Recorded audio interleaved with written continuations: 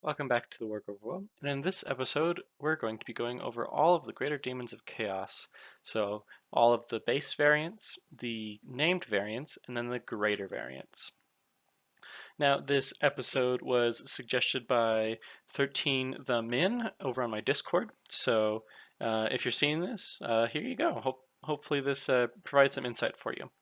And speaking of my Discord, I have a Discord. If you want to come and hang out, provide feedback, or just generally have another way to interact with me, I have left a link to my Discord in the description. And without further ado, let's get started. First up are the Greater Demons of Khorne. Now, oddly enough, Khorne has 4 Greater Demons because 2 of his base Bloodthirsters are considered different models and they have different stuff going for them, but they're pretty similar. So first up is the Bloodthirster of Unfettered Fury. They come in at 295 points, which compared to all the other Greater Demons is pretty cheap. For their stat line, they have a degrading move chart that starts at 10. They have 10 bravery, 14 wounds, and a 4-up save. For a melee profile, he has the Mighty Axe of Khorne. It has 2-inch reach, 6 attacks, 3s to hit, degrading chart for wounds that starts at 2, 2 rend and d3 damage. He surprisingly has a missile profile, which isn't really a missile profile, he's just throwing his melee weapon. The Lash of Khorne, 12-inch reach, degrading chart for attacks that starts at 4, 3s to hit, 3s to wound, 1 rend, d3 damage. He has a command ability where Khorne demons are eligible to fight or could pile in 6 inches if they are wholly within 16 inches of this greater demon. For unique abilities, he can pick one enemy that is in combat with him in the enemy hero phase and they cannot retreat. And in your hero phase, he can deal some mortal wounds to every enemy unit wholly within 8 inches of him. It's on a 5+ and it's only 1 mortal wound, but it's chip damage. So, the Bloodthirster is a pretty good beat stick monster. That's kind of his whole shtick, is just get in there and do some damage. He's also good to hold down fragile or important enemy units with his no retreat rule. And oddly enough, he has one of the few ranged attacks in Blades of Khorne. But really, what stands out to me about the Bloodthirster and a few of the other Bloodthirster variants is how cheap they are. Compared to a lot of the other greater demons, they are super cheap. So you could probably get away with taking more than 1, 2, or 3 if you really wanted to. And I believe in the Blades of Khorne book, back when War Scroll battalions were a thing, there is a War Scroll battalion where you take like 4 Bloodthirsters or something like that. So you can definitely take a lot of them.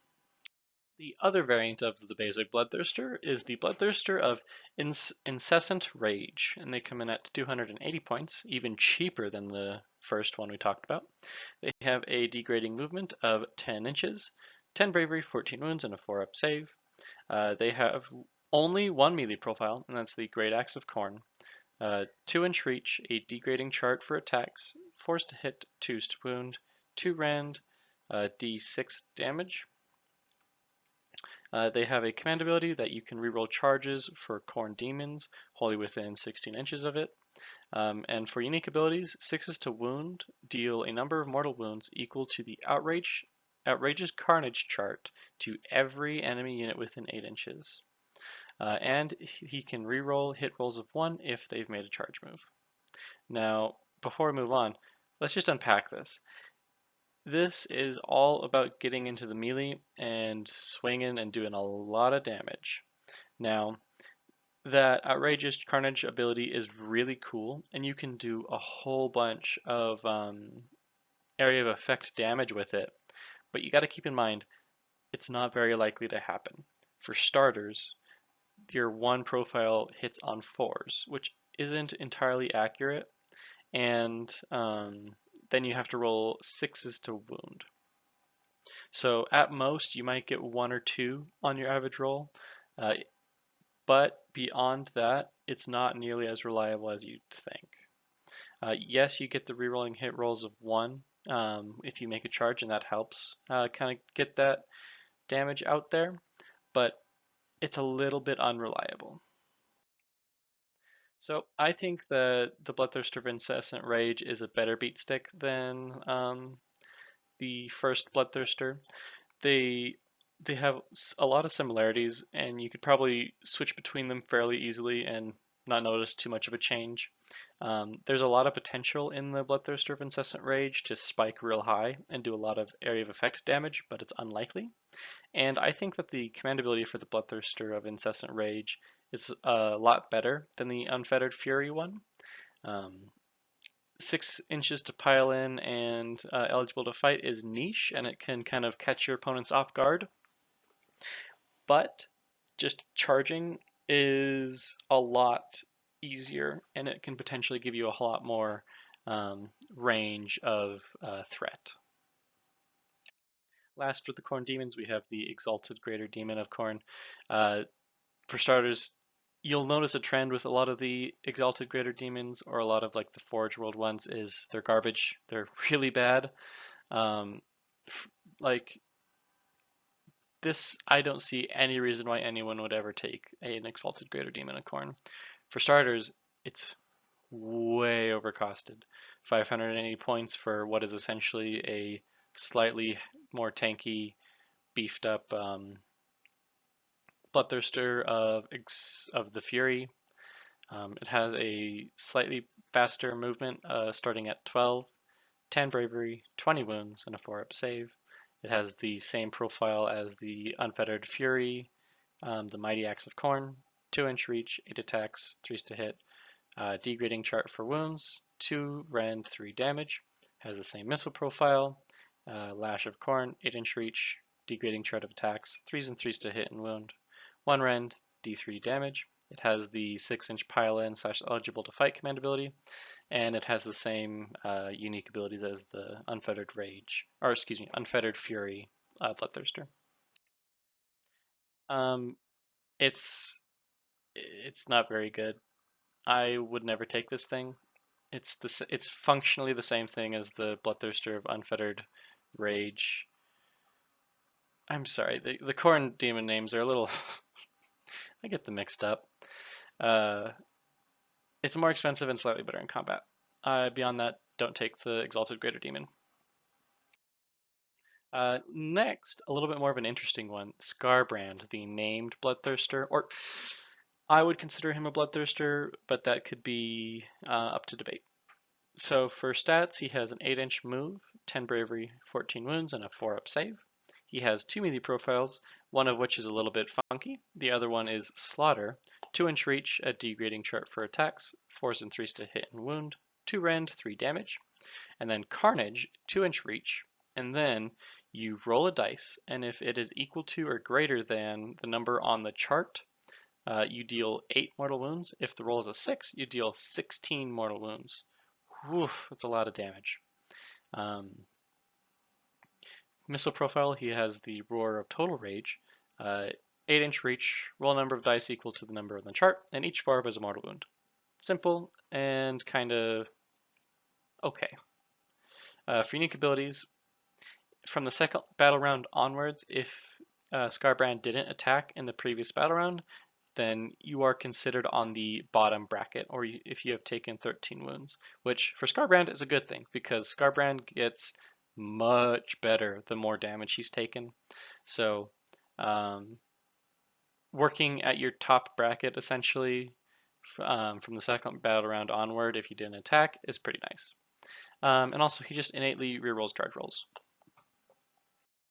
So Scarbrand is one thing and one thing only. He is a beat stick. He doesn't provide anything to your wider army, but he's really scary in combat, and he can do a lot of mortal wounds. He gets better as he gets hurt, so that's a unique thing to Scarbrand. I don't think there's any other units in the game that kind of have that scaling. So definitely something that can catch your opponent off guard.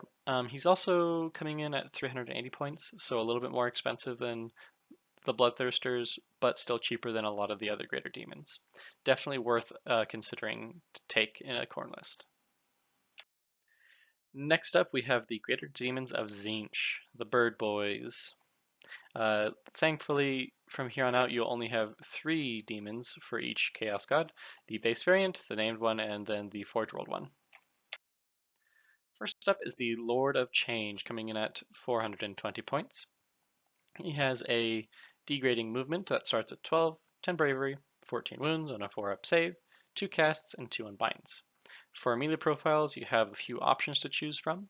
The Staff of Tzeentch, which is 3-inch reach, 4 attacks, 3s to hit, a degrading chart for wounds, no rend, 2 damage. The Baleful Sword, 1-inch reach, 2 attacks, 4s to hit, 2s to wound, 2 rend, 3 damage. Then the Curved Beak and Wicked Talons, 1-inch reach, 4 attacks, 4s to hit, 3s to wound, 2 rend, 2 damage. Then for a missile profile, you have the Rod of Sorcery, 18-inch reach, 2d6 attacks, 3s and 3s to hit and wound, 1 rend, 1 damage. For unique magical spells, you have the Infernal Gateway, 18-inch reach, casting value of 7. You pick one enemy and roll 9 dice. Each roll that is greater to or equal to the value on the chart deals 1 mortal wound. Command abilities, you get a +1 to cast and unbind for friendly Tzeentch demon wizards, wholly within 18. And for unique abilities, when you cast or unbind, you can change the lowest value to the highest, so you have a really consistent casting.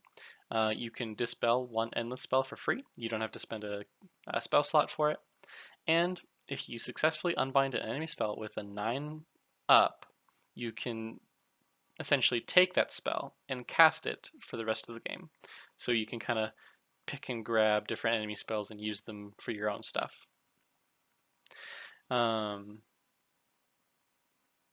As far as melee profiles, you get the Staff of Tzeentch by default, and then you can pick the Baleful Sword or the Curved Beak.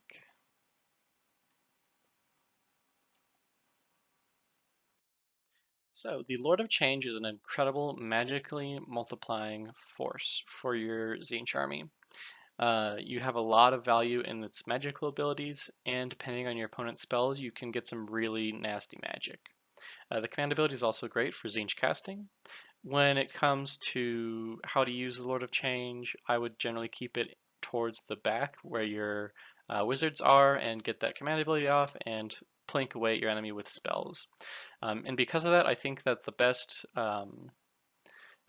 weapon combo is the Staff of Tzeentch and the ranged profile. Next up is the Exalted Greater Demon of Tzeentch. Comes in at 515 points, and just like the Khorne Exalted Greater Demon, this one sucks. It is more or less the same thing as a basic Lord of Change, but it's just more expensive. That's it. There's really no reason to take this thing. I really don't know what else to tell you. You also don't get any like choices for what weapon profiles to use. You get the Curved Beak and Wicked Talons, and then the Staff of Tzeentch. Yeah, it's just a worse Lord of Change. Moving on. Kairos Fateweaver. Kairos Fateweaver is a really interesting character. Comes in at 435 points. Has a degrading move chart that starts at 12, 10 bravery, 14 wounds, a 4-up save, 3 casts, and 3 unbinds. For melee profiles, you have the Staff of Tomorrow, 3-inch reach, 3 attacks, 3s to hit, degrading chart for wounds, 1 rend, 2 damage. Then you have the Beaks and Claws, 1-inch reach, 5 attacks, 4s to hit, 3s to wound, 1 rend, 2 damage. Your unique magic spell is Gift of Change, 18-inch reach, casting value of 8. Pick an enemy unit, and you deal mortal wounds equal to the value on the chart. If you kill any models, you can set up a chaos spawn within 3 inches of the slain model's unit. For command abilities, you have the +1 to cast for cast and unbind for friendly Tzeentch demon wizards wholly within 18. Unique abilities, you have the change one of the lowest values of your cast or unbind to the highest. You can dispel 1 endless spell for free. And then once per game, Kairos Fateweaver lets you legitimately cheat at the game and change the value of any roll for any player to any value. So basically, you can change 1 dice in the entire game for you or your opponent to any value you want. So you can make your opponent fail a critical charge or a critical roll of some sort, or you can make yourself succeed on a critical roll or a critical charge, more so than with your destiny dice. Additionally, instead of the spell steal as the basic Lord of Change, Kairos Fateweaver knows any spell from Friendly Wizard's War Scroll while wholly within 18 inches. So basically, he can take any of the unique spells from nearby wizards and use them himself. So it's a little bit more of a consistent way to get a lot of flexibility. And this is, as far as I know, the only way to use friendly wizards like unique spells without having the wizard use them. So something there for you.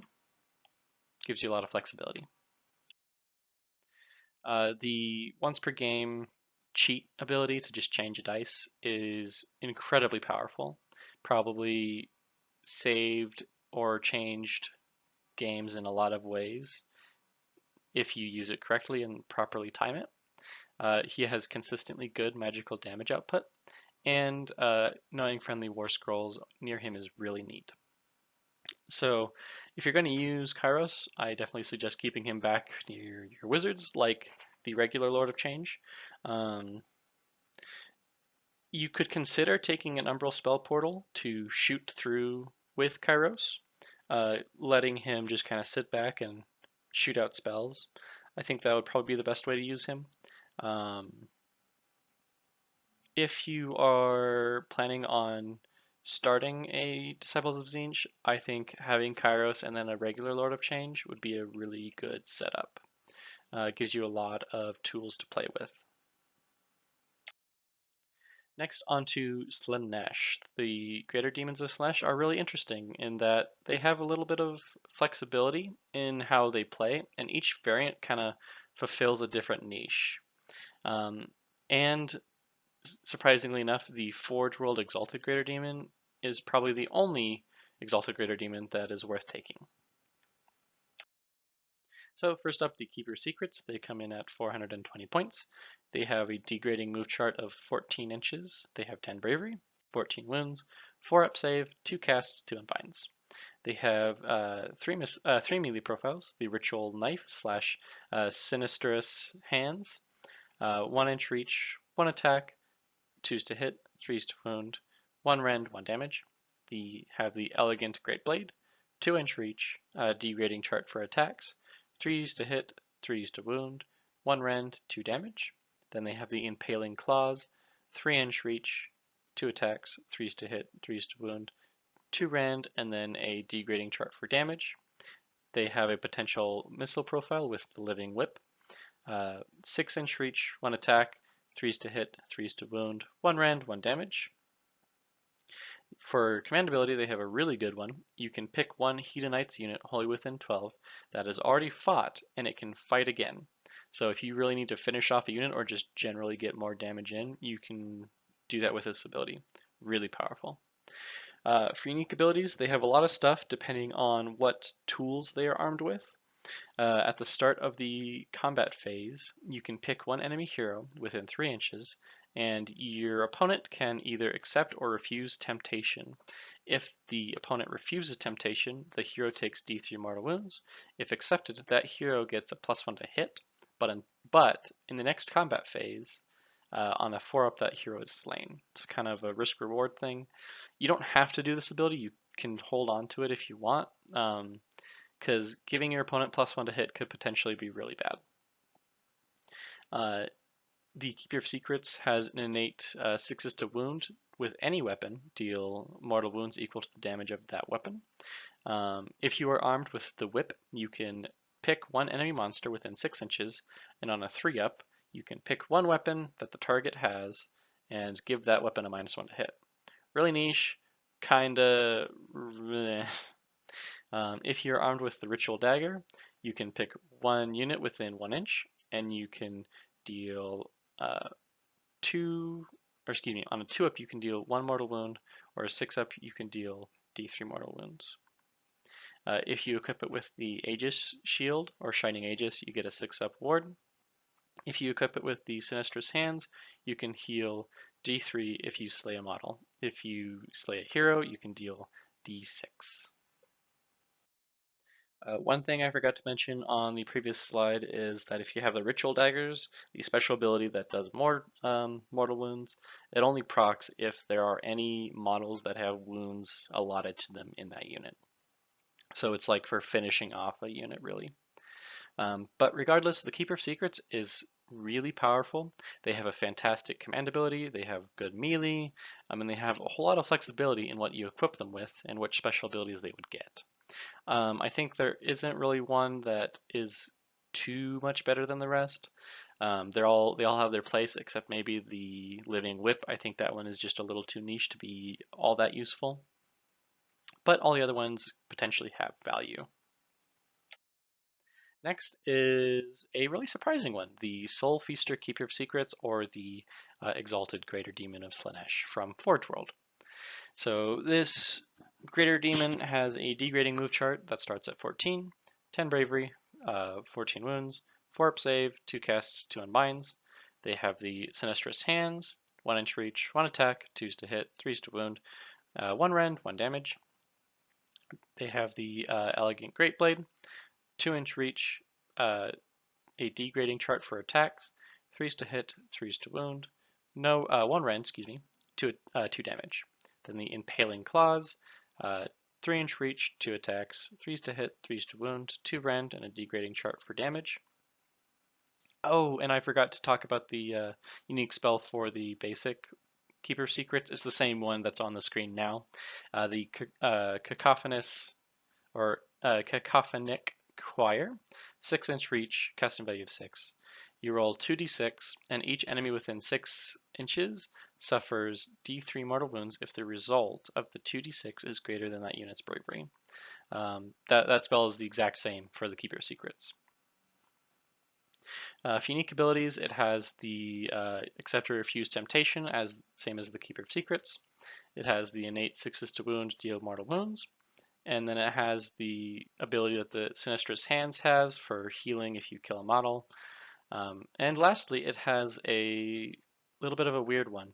At the start of the combat phase, you can pick an enemy hero within 3. So if you're in combat with a hero, you roll 3d6, and if it's greater than the bravery of that hero, you gain some depravity points. And that hero gets -1 to hit. So a pretty alright ability. Additionally, the Exalted Keeper of Secrets comes in at 385 points, so it is significantly cheaper than a regular Keeper of Secrets without losing too much value.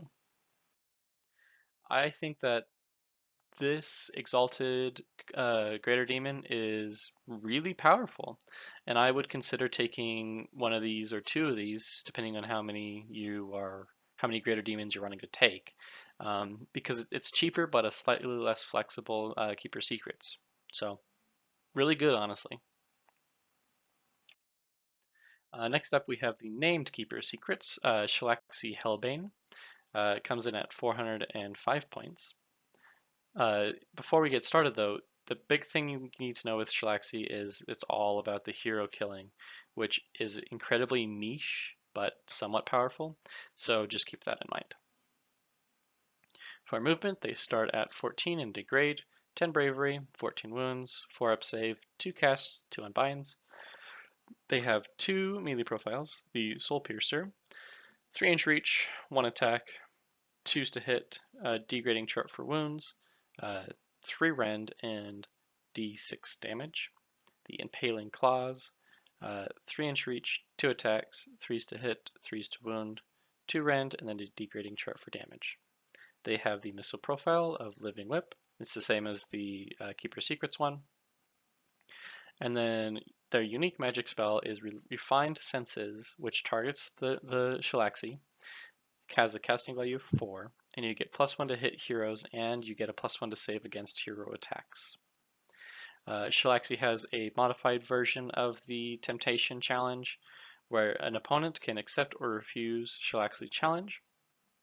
If they refuse, you deal d2 mortal wounds. If they accept, that hero must charge and finish the charge, if possible, within half an inch of Shalaxi. And if they accept and make the charge, they must target Shalaxi. 6s to wound, deal mortal wounds. They have the whip ability and the Aegis, or the shield one, the 6-up ward. And if you are within 3 inches of a hero, you must target the hero, and Soul Piercer damage is changed to 6. So this is a hero killer, and it allows you to mess with your opponent's hero's options and flexibility. You can make your opponent run their hero in when they really didn't want to. It is cheaper and a little bit more niche than a base Keeper of Secrets, but it's not bad, just kind of niche. Last but not least, we have the Greater Demons of Nurgle, the Thick Boys. First up is the Great Unclean One, comes in at 350 points.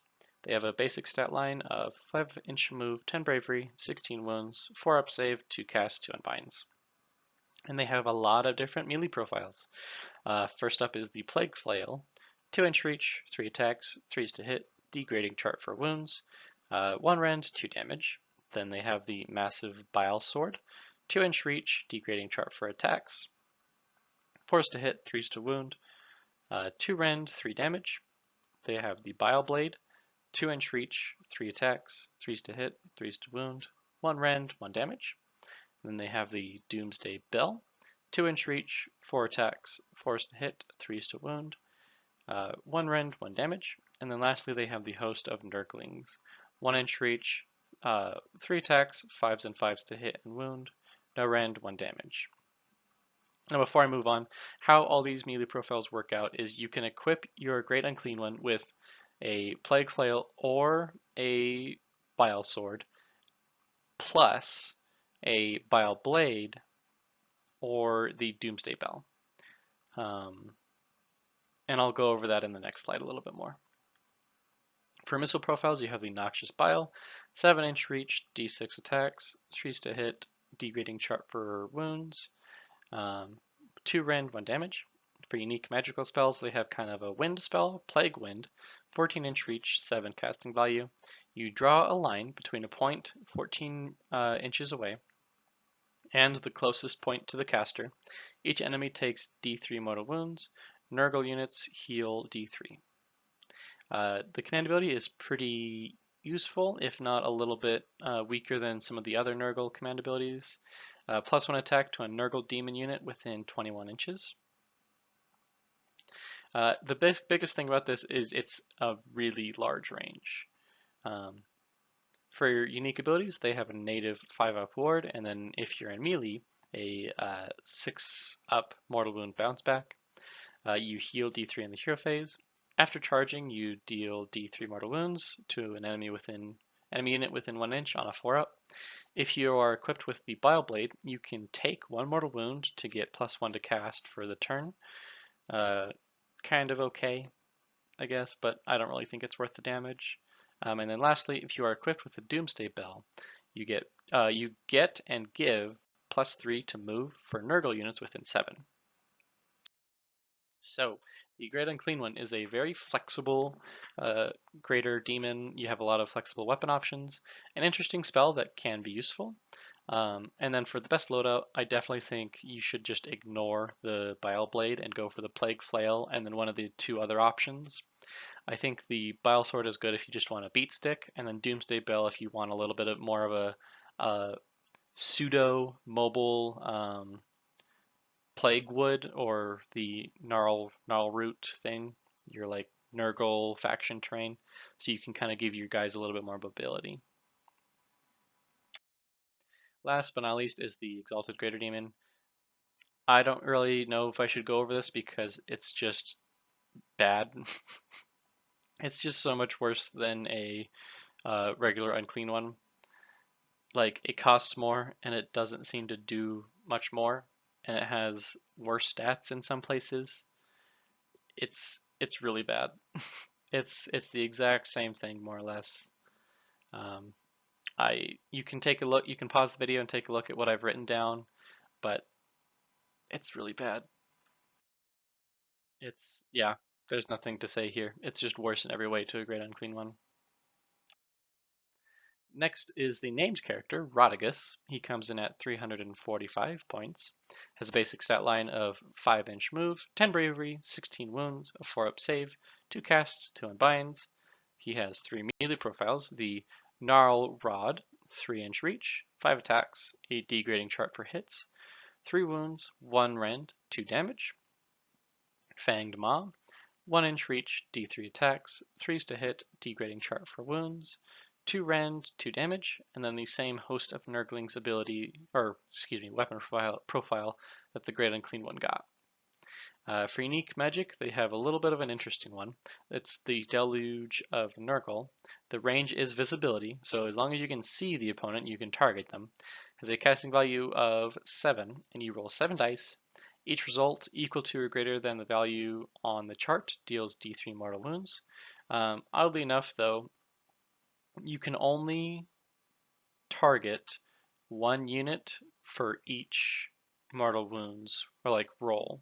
So it's kind of odd. So basically, say you roll your 7 dice and you get 3 dice that beat the value, then you have to target 3 separate units to take those damages. You can't deal 2 or 3 mortal wound, 3d3 mortal wounds to 1 unit. You have to spread that damage out, which kind of it kind of weakens the spell a little bit. Has all of the same abilities as the basic Greater Unclean One, but it does a little bit more damage and an area of effect around him. In your hero phase, you deal D3 mortal wounds to enemies within 6 inches, or so that's on a 4+, and then if the enemy is flying, it's on a 6+. So a little bit of area of effect damage. So the Rodigus is similar to a base Unclean One. I'd consider it a side grade than a straight upgrade or downgrade. It's just different. It's also less supportive of your other units in the abilities. It's more focused on just damage, but not. It's like spreading the damage out, which I guess is kind of thematic for Nurgle, but still, just something to consider. Well, that was a longer video. If you enjoyed the video, please consider liking or commenting. If you like this type of content, consider subscribing. And just a reminder, I do have a Discord. This video was recommended by one of my Discord members. So if you want to see a specific video, join the Discord and I might be able to make a video for you. This is Born the Wardrobe of Will, and I'll talk to you guys next time.